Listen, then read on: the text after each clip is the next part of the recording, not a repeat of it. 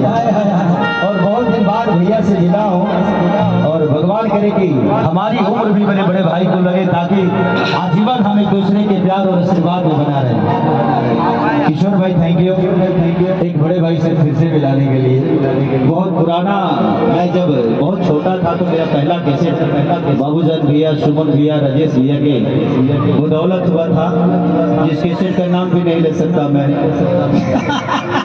पहले उल्टा सीधा नाम होता था, अब न हम सीधा हो गए बस, न तो हम उल्टे रहने कभी। हाँ तो गजब निमन लड़का पैदा कैले बनी रहा राउत समराज इहे गिलाई ऐसा 4 गो अगर लड़का हो जाए तो पूरा नाक लुट खत्म। एक नंबर लड़का पैदा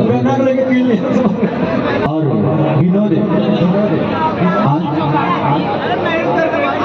किसका विकास भैया का स्वागत करना है। 11वां खत्म हो जाए दिन तो दोनों आदमी के साथ कर ठीक बना। उन लोगों का स्वागत महाराज जो लोग दिल में रहते हैं। खेसारी का स्वागत, इनका स्वागत, अभिनव भैया का स्वागत, खेसारी का स्वागत। कि जो मेहर हाथी मैया तुम्हारी पाँव के पजनिया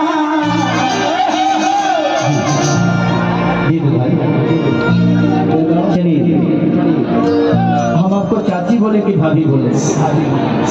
चाची बोल देते हैं। ऐसे जब हम कोई को मेहरारू के चाची बोले तो किसी आ गई। चाची की तरफ से बहुत प्यार आशीर्वाद, भगवान करेगी चाची ऐसे ही हम लोगों को जब आओ तो आज इन्होंने 2000 दिया है, भगवान करेगी कल 2 लाख रुपया लेकर मुझे दे दे। ऐसे ही इनको बढ़ाते रहे, मेरी शुभकामना है चाची के साथ। कैसे ही इनका प्यार आशीर्वाद इस बच्चे को मिलता रहे।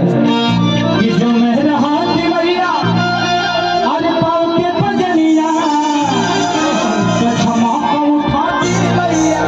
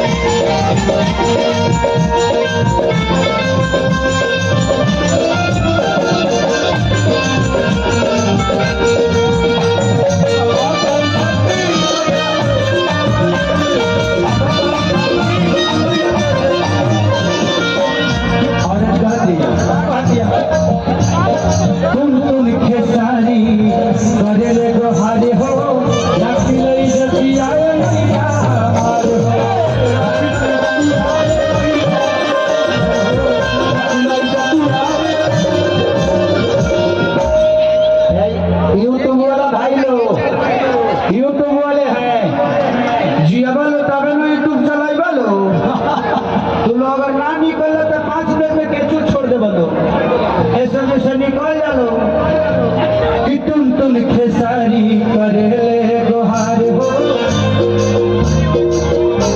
उतना होता है। ये सब छोटी चीजें हैं जो लोगों के लिए पूरे कॉमेडी को डिस्टर्ब